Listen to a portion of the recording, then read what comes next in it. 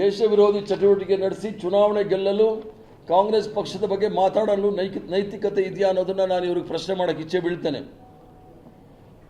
ಮತ್ತು ಅದು ಸಹ ಹೇಳಿದ್ದಾರೆ, ರಾಜಕಾರಣಿಗಳ ಮೇಲೆ ಮೊಟ್ಟೆ ಎಸೆದು ಚಪ್ಪಳಿ ಎಸೆದು ಸಂಸ್ಕೃತಿ ಶುರು ಮಾಡಿದ್ದು ಯಾರು ಅಂತ ಹೇಳಿ.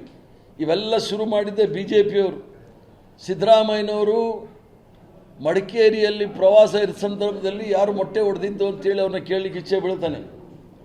ನಮ್ಮ ನಾಡಿನ ಜನಪ್ರಿಯ ಮುಖ್ಯಮಂತ್ರಿಗಳಾಗಿದ್ದರು. ದಾವಣಗೆರೆಯಲ್ಲಿ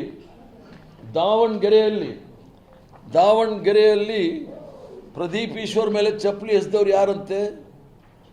ದಾವಣಗೆರೆಯಲ್ಲಿ ಕಾಲಿಟ್ರೆ ಚಪ್ಪಲಿ ಸೇವೆ ಮಾಡ್ತೇವೆ ಅಂತ ಧಮಕಿ ಹಾಕಿದ್ದು ಯಾರಂತೆ? ಇದು ನಾನು ಬರೆದಿರೋದಲ್ಲ, ಒಂದು ಪ್ರತಿಷ್ಠಿತ ಪತ್ರಿಕೆಯಲ್ಲಿ ಬಂದಿರತಕ್ಕಂಥದ್ದು. BJPಯ ಗೆಲುವಿಗೆ ದೇಶದಾದ್ಯಂತ ಬಾಂಬ್. ಈ ಸಂಸ್ಕೃತಿಯವರು ಕಾಂಗ್ರೆಸ್ ಪಕ್ಷದ ಬಗ್ಗೆ ಮಾತಾಡ್ತಾರೆ. ಅವ್ರಿಗೆಲ್ಲ ಬುದ್ಧಿ ಭ್ರಮಣೆ ಆಗಿರಬೇಕು. ಮತ್ತು ನಮ್ಮ ವಿರೋಧ ಪಕ್ಷದ ನಾಯಕರು ಯಾರು, ನಮ್ಮ ವಿಧಾನ ಪರಿಷತ್ನವರು, ಅವರು ತುಕಡೆ ಗ್ಯಾಂಗ್ ಅಂತ ಹೇಳಿದ್ದಾರೆ. ತುಕಡೆ ಗ್ಯಾಂಗ್ ಅಂತ ಹೇಳಿ ಅದ್ರ ಜೊತೆಗೆ ಹೇಳಿದ್ದಾರೆ, KPCC ಕಚೇರಿಯಲ್ಲಿ ಮೊಟ್ಟೆ ಇಟ್ಕೊಳ್ಳಲು ಕಾಂಗ್ರೆಸ್ ಕಚೇರಿಯನ್ನು ಕೋಳಿ ಫಾರಂ ಅಂತ ಪ್ರಶ್ನೆ ಮಾಡಿದ್ದಾರೆ. ನಾವ್ಯಾರು ಕಾಂಗ್ರೆಸ್ ಪಕ್ಷಕ್ಕೆ ಜಾಗ ತಗೊಂಡ್ರೆ ಕಾಂಗ್ರೆಸ್ ಪಕ್ಷದ ಕಚೇರಿ ಕಟ್ತೇವೆ, ಇಲ್ಲ ಕಾಂಗ್ರೆಸ್ ಪಕ್ಷಕ್ಕೆ ಏನಾದರೂ ಜಾಗಗಳಿದ್ರೆ ಅದನ್ನು ಕಚೇರಿಗೆ ಮತ್ತು ಸಾರ್ವಜನಿಕ ಉಪಯೋಗಕ್ಕೆ ನಾವು ಉಪಯೋಗಿಸ್ತೀವಿ. ಇವ್ರ ಥರ ವಿದ್ಯಾಸಂಸ್ಥೆಗೆ ಜಾಗ ತೆಗೆದುಕೊಂಡು ದಮ್ ಬಿರಿಯಾನಿ ಮಾಡೋ ಹೋಟ್ಲನ್ನ ಓಪನ್ ಮಾಡಿಲ್ಲ. ದಮ್ ಬಿರಿಯಾನಿ ಓಪನ್ ಮಾಡೋರಿಗೆ ಇವ್ರಿಗೆ ಕೋಳಿ ಮೊಟ್ಟೆನೇ ಜ್ಞಾಪಕ ಬರೋದು. ಹೋಟ್ಲ್ ಓಪನ್ ಮಾಡೋರಿಗೆ ಕೋಳಿ ಬಿರಿಯಾನಿನೇ ತಾನೇ ಬರೋದು. ರಾಹುಲ್ ಗಾಂಧಿಯವರು ವಿದೇಶಕ್ಕೆ ಹೋದ ಮೇಲೆ ಪ್ಲ್ಯಾನ್ ಮಾಡ್ಕೊಂಡು ಬಂದಿದ್ದಾರೆ, ಆದ್ದರಿಂದ ಮಾಡ್ತಾ ಇದ್ದಾರೆ ಅಂತ ಹೇಳಿ. ರಾಹುಲ್ ಗಾಂಧಿ ವಿದೇಶಕ್ಕೆ ಹೋದರೆ ಕೇಂಬ್ರಿಡ್ಜ್ ಯೂನಿವರ್ಸಿಟಿ, ಆಕ್ಸ್ಫರ್ಡ್ ಯೂನಿವರ್ಸಿಟಿ ಮತ್ತು ಹಾರ್ವರ್ಡ್ ಯೂನಿವರ್ಸಿಟಿ, ಇವರೆಲ್ಲ ಕಡೆ ಯೂನಿವರ್ಸಿಟಿನಲ್ಲಿ ಹೋಗಿ ಭಾಷಣ ಮಾಡ್ತಾರೆ.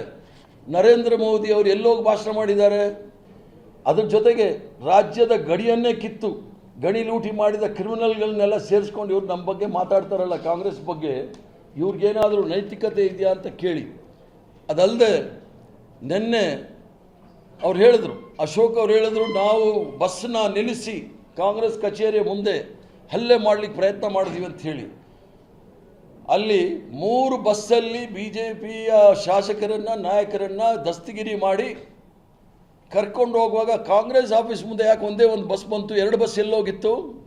ಪಾಕಿಸ್ತಾನಕ್ಕೆ ಹೋಗಿತ್ತು 2 ಬಸ್ಸು.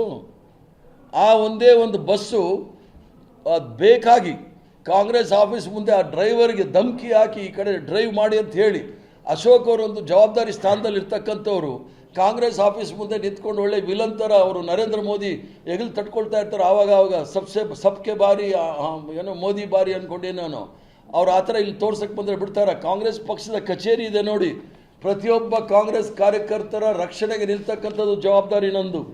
ಪ್ರತಿಯೊಬ್ಬ ಕಾಂಗ್ರೆಸ್ ಕಾರ್ಯಕರ್ತರ ಜವಾಬ್ದಾರಿ ಕಾಂಗ್ರೆಸ್ ಪಕ್ಷದ ಕಚೇರಿಯನ್ನು ಕಾಪಾಡ್ತಕ್ಕಂಥದ್ದು, ತ್ರಿವರ್ಣ ಧ್ವಜವನ್ನು ಕಾಪಾಡ್ತಕ್ಕಂಥದ್ದು ಇದ್ರದ್ದು ನಮ್ಮ ಜವಾಬ್ದಾರಿ. ಆದರೆ ಇಷ್ಟೆಲ್ಲ ಆಗ್ಲಿಕ್ಕೆ ಕಾರಣ ಇವರು ವಿಷಯಾಂತರ ಮಾಡಲಿಕ್ಕೆ ಪ್ರಯತ್ನ ಮಾಡ್ತಕ್ಕಂಥದ್ದು. ರಾಹುಲ್ ಗಾಂಧಿಯವರು ಹೋಗಿ ನರೇಂದ್ರ ಮೋದಿಯವರ ಮನೆ ಮುಂದೆ ಧರಣ ಮಾಡಬೇಕಂದ್ರೆ ಕಾರಣ ಏನು? ಅಲ್ಲಿರ್ತಕ್ಕಂಥ ವಿದ್ಯಾರ್ಥಿಗಳಿಗೆ ರಕ್ತ ಬರೋ ಥರ ಹೊಡೆದಿದ್ಯಾರು? ಹೆಣ್ಮಕ್ಳ ಬಟ್ಟೆ ಬಿಚ್ಚಿ ಲಾಠಿ ಪ್ರಹಾರ ಮಾಡಿದ್ಯಾರು? ಅದ್ರ ಜೊತೆಗೆ ಇಡೀ ಭವಿಷ್ಯವನ್ನೇ ಹಾಳು ಮಾಡಿದವ್ರು ಯಾರು? ಈ ಮಕ್ಕಳ ಭವಿಷ್ಯವನ್ನು ಹಾಳು ಮಾಡಿರ್ತಕ್ಕಂಥವ್ರು ಇವರಿಂದ ನಾವು ಏನು ಕಲಿಬೇಕಾಗುತ್ತೆ ಹೇಳಿ?